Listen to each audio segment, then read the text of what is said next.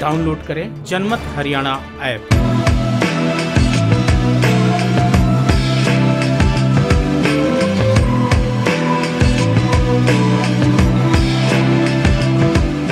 भले ही फिलहाल बड़ौदा के चुनावी माहौल में ज्यादा गर्मी ना दिखाई दे रही हो, लेकिन जल्द ही वहां का चुनावी तापमान बढ़ने वाला है।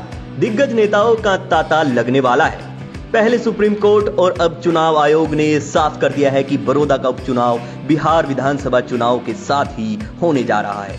इससे पहले कई तरह की अटकलों का बाजार गर्म था। उपचुनाव तय वक्त पर होगा या फिर नहीं, जिसके चलते नेताओं ने भी बड़ौदा में प्रचार से दूरी बना ली थी। दरअसल कोरोना वायरस के बीच बड़ौदा उपचुनाव को लेकर चर्चाएं चल रही थी कि उपचुनाव टल सकता है। ऐसी अटकलें थी कि बिहार विधानसभा चुनाव से पहले चुनाव होगा या फिर कोरोना महामारी की वजह से बड़ौदा उपचुनाव जनवरी में होगा। लेकिन इन तमाम अटकलों पर आज चुनाव आयोग ने विराम लगा दिया है। चुनाव आयोग की बैठक में फैसला लिया गया है कि बिहार विधानसभा चुनाव के साथ ही देश भर के अलग अलग प्रदेशों की कुल 65 सीटों पर उपचुनाव कराए जाएंगे। यानी कि बिहार विधानसभा चुनाव जितने चरण में होगा, उन्हीं चरणों में इन 65 विधानसभा सीटों पर मतदान होगा। हालांकि चुनाव आयोग ने बड़ौदा उपचुनाव को लेकर कोई स्पेशल स्टेटमेंट तो नहीं जारी की, लेकिन चुनाव आयोग ने 29 नवंबर से पहले चुनावी कार्यक्रम का आयोजन कराने का जिक्र किया है। अगर उस तारीख के आसपास बिहार विधानसभा का चुनाव होता है तो बड़ौदा उपचुनाव भी तभी होगा।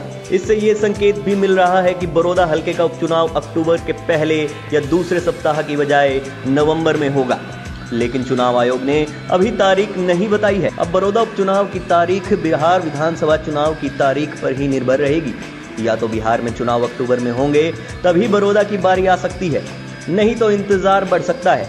वैसे चुनाव आयोग कोरोना की वजह से पोलिंग बूथों की संख्या को दोगुना करने जा रहा है, जिसकी वजह से तारीखों के ऐलान में वक्त लग सकता है। अब देखना होगा कि चुनाव आयोग बिहार विधानसभा चुनाव की तारीखों का ऐलान कब तक करता है और कब जाकर बड़ौदा में चुनावी बिगुल बजता है। ब्यूरो रिपोर्ट, जनमत हरियाणा।